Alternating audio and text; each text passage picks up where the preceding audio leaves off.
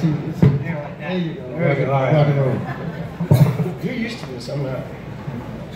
Well, thank you everybody for coming out. Good to see everybody here at the Barnes & Noble for this wonderful book that Steve has put together.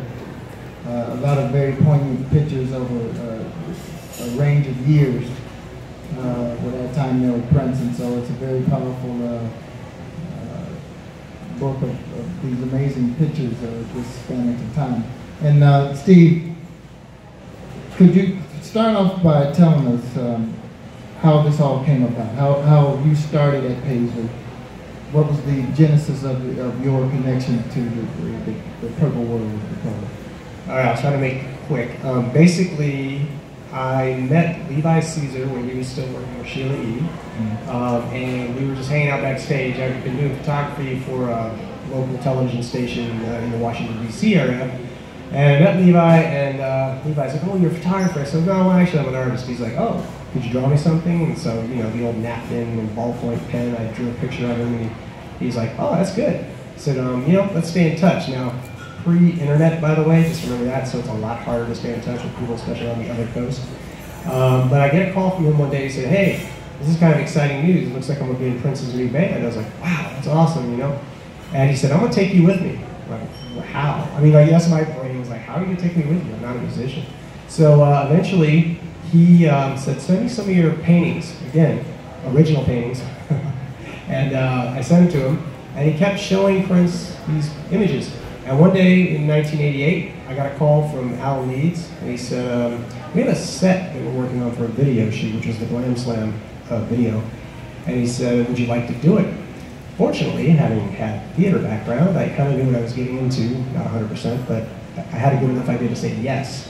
I flew out, worked with two people from Minneapolis Children's Theater. One of them is sneaking around here somewhere. I saw him. I don't know where he went. But they, oh, there he is, way in the back. They helped me, and I came in, by the way, and Prince was going to France in 3 hours. And so they said he needs to see a design before he leaves. No pressure, you know. So I quickly found a piece of discarded cardboard and drew it all out on this horrible looking thing, showed it to Prince, he approved it. So he left, and I was kind of told that part of the issue was that the stage that had been being worked on was being worked on in layers, and he just didn't see it coming together. So I knew that my mission was to take a third of that stage and finish it before he came back. I was 25, so I stayed up 3 days straight. I could do that back then. Mike and Laura, I think, basically thought I was going to die. They were checking on me all the time. "Are you awake? Are you awake? Are you awake?" "Yes, I'm awake." So in fact, I did third of the stage with their help. And when he came back, I heard absolutely nothing. And I was terrified, like, oh no, does he like it, doesn't he like it? So I asked Levi, I said, what's up? He said, "Did he say anything?" I said, "No." He said, "Then keep going." And so it's one of the things I said in the book, is that I learned working with Prince, just keep going. If you don't hear anything, keep going until he says, stop. So that was pretty much the genesis of how things happened. So yeah, so that's called the "no news is good news" scenario. So okay, so you get sorted there. When is it, at what point was it when you start to kind of feeling like, okay, I think I'm going to be around here, I'm going to be situated now? What happened to kind of like, in your mind, where you got locked in?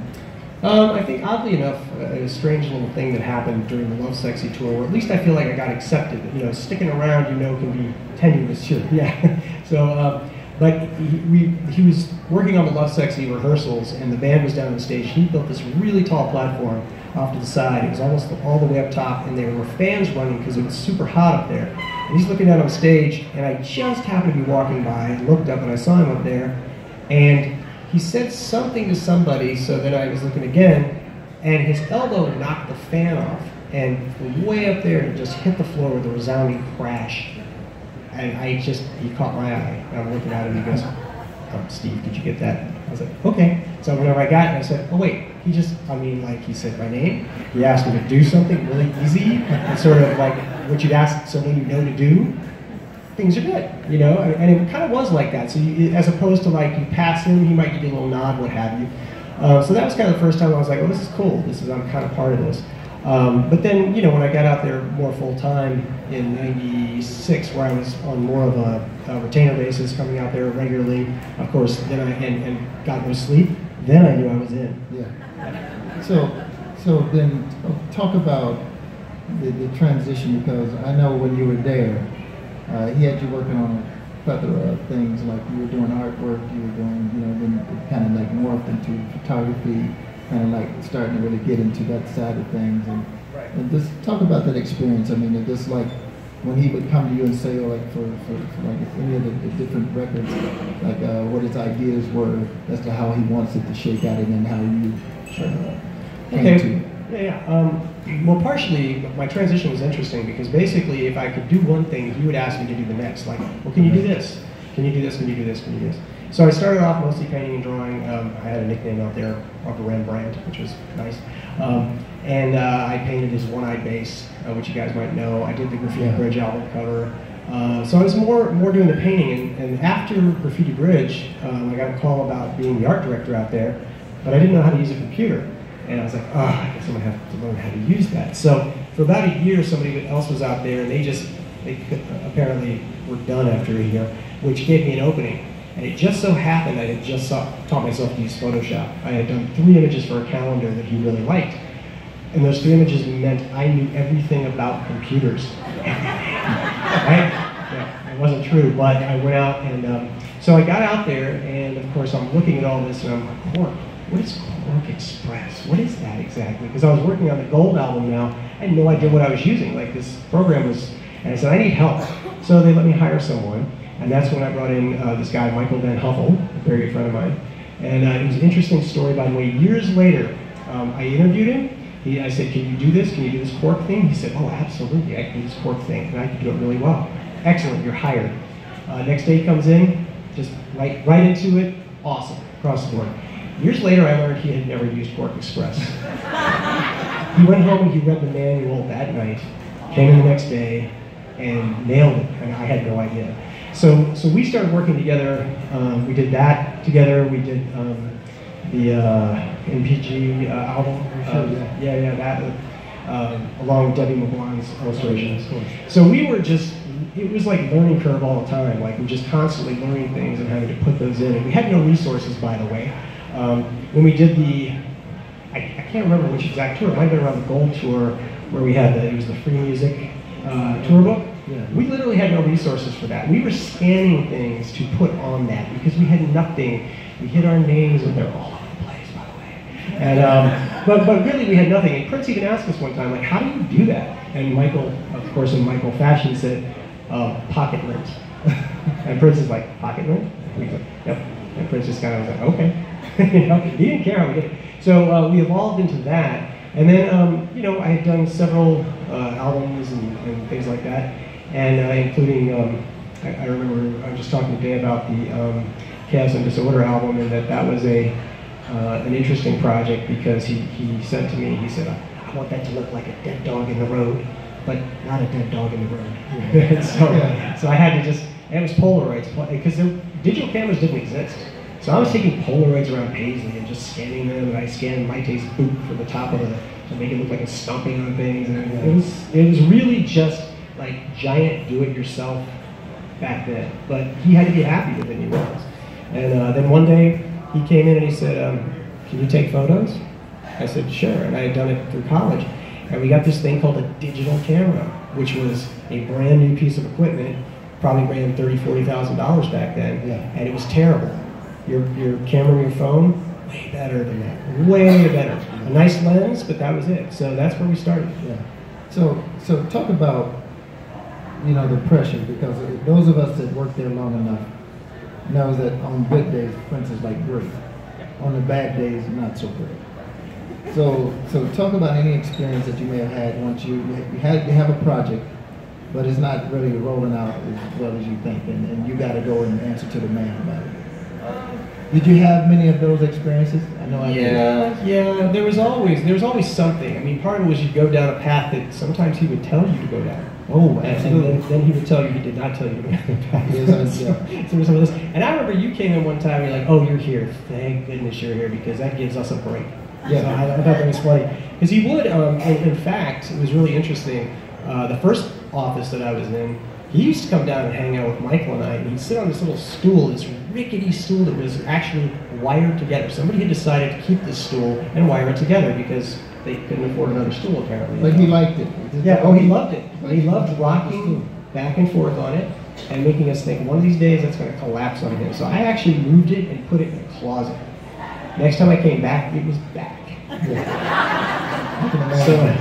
Where's my stool? Exactly. And he would come hang with us all the time. It was weird because honestly, Michael and I were both like in our heads, like, don't you have something to be doing, like recording an album or something like that, you know? But I mean, it was nice that he hung out with us, but it's also that pressure, what you're talking about right there. It's like I always say this. I say to somebody like, okay, let's say you're working for Microsoft and Bill Gates hangs out with you every single day. Okay. That's cool. Like, hey, man, Bill Gates hangs out with you every day. And you're like, yeah, Bill Gates hangs out with me every day. I can't make a mistake. I got to be on it all the time. He would sit behind me while I'm working. And what it did was it's like you had to almost be performing as you went. In other words, you had to make everything, every decision you made kind of had to be right. Because if you saw you do something that makes total sense logically to you to get from point A to point D, those steps, if those weren't the steps that made sense to him, he'd start questioning you, like, what are you doing? I'm trying to do this, wouldn't it be better if you did? Okay, try that. And again, Photoshop was somewhat in its infancy. You didn't have a bunch of undos. You had like, you committed stuff, and it was hard to go back. So he could be behind me and tell me this stuff, and then it would kind of not do what he wanted. He's like, oh, can you fix that? I said, yeah, it'll take me a while. Off he goes. Now I have to rebuild the whole thing. I mean, it's part of the process. But I mean, he wanted to be involved, which I thought was really cool, but man, that made it way harder. You know? Well, that was another thing too, because as he was watching you work, he's also studying. He's watching you do that so that he can understand it. Right. So that if he needs to do it, you know, I would watch him in the studio with the engineers do pretty much the same thing, where they'd set up a session, and once he figures out how to run the console, which he was very good at, then he'd just say, okay, Oprah's on. That means leave. And tell you, Oprah's on, that means you should be leaving now. So it's like, yeah, so I got it, and then he just studies. There was one time where on tour, and not to track, but just on that narrative, that he would rent movie theaters, bowling alleys, things like this after we played, just to wait till like 1 or 2 in the morning, and then call the people and we said we want to rent it out, and then take the crew and we just go bowling or whatever. And you know, we're all the crew. Everybody like loves bowling. You don't see Prince at a bowling alley, so it's like we love bowling, so we go bowling. And he'd stand there and watch, and he'd go like, "Come on, dude, roll a few." And he's like, "No." And then he'll finally ask you, "Okay, so what's the deal?" So you say, "Okay, this is the deal. You get the ball. The idea is to roll it down. You want to knock all those down the first time. Everything at once. That's called a strike. That what's left over, if you knock them down, it's a spare. So such and such." Okay, then he watches. And then after a while, he just studies it and studies it. And when he finally decided to play, like we'd been bowling like 5 or 6 times at this point, he just rolls strike after strike. Oh yeah. After strike, and he was like, what the hell? You don't know.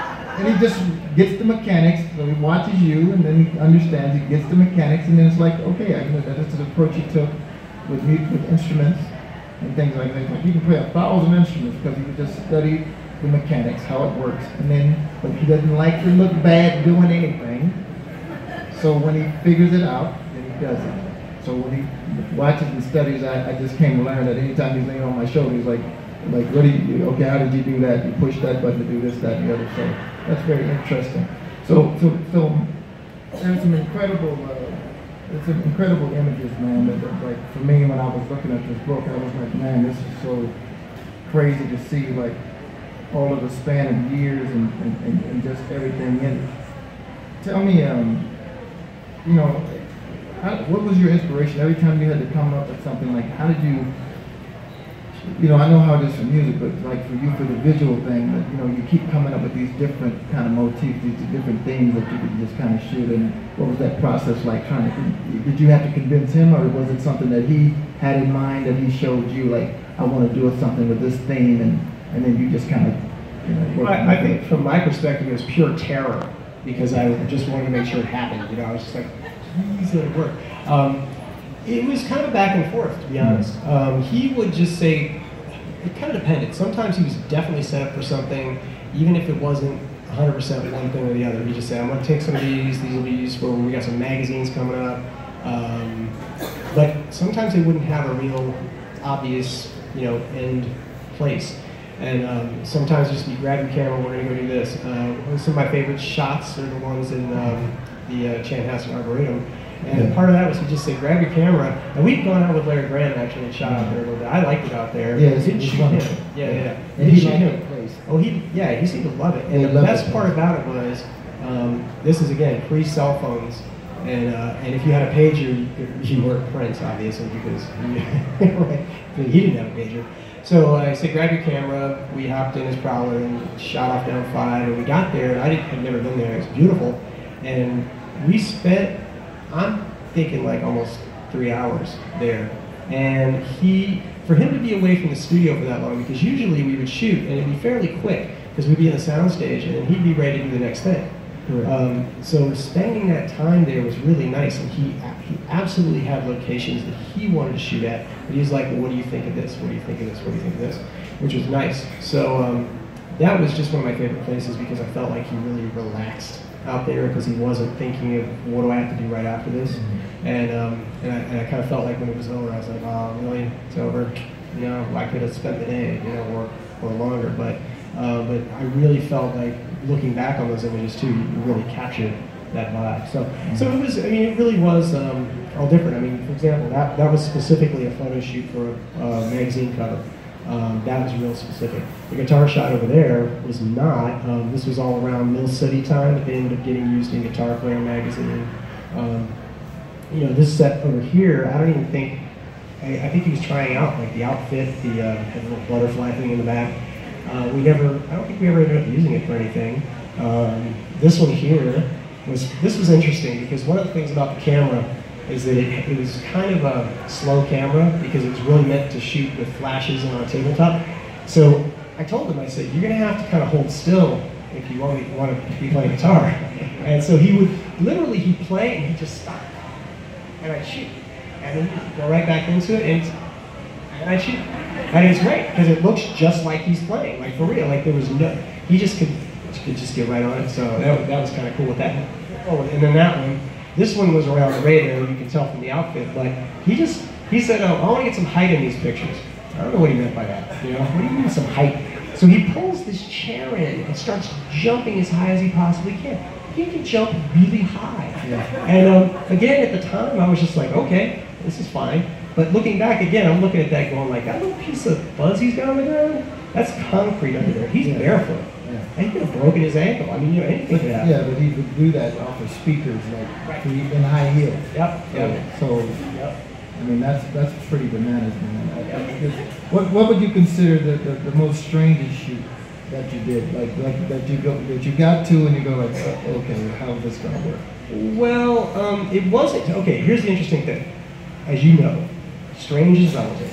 Because that's what for us. Right. You're just like, okay, this is going to happen. Okay, change your name to a symbol. Okay. What do you Right. This is the way it goes. It could have been the strangest shoot. How about that? It could have been, and I thought it was going to be for just a minute. And this is kind of covered a little bit in the book, but we basically we had shot him with his guitar. He had that new purple guitar, and he had kind of a I don't know, gold lame type of thing on it. We shot a bunch of stuff, and he liked the shots, and we could take the card out and look at them. And his guitar tech came in and said, hey, I need to send that to the shop. Are you guys done? And Prince said, yeah, these are good shots here. Take the guitar. Takes the guitar. Prince just keeps looking, and he goes, I should have taken my shirt off. I'm like, well, that's fine. We can do that. We can shoot you, and then you just pretend you're holding a guitar, and I'll Photoshop it. He's like, really? You can do that? I said, yeah, I can do that. All right, fine. So we go and shoot those. So he's happy with those. Going through them. He said, yeah, that's good, that's good. What would you think if I was naked? And so for just a second, I'm like, okay, logistically, we need to close the soundstage doors, get people to stand outside, and he goes, in Photoshop. Yeah, that's fine. So that was almost. Hey, look, honestly, okay, if we need to do it, logistics. The logistics are what we need. It's art, bro. It's art. So yeah, that. Oh boy, yeah.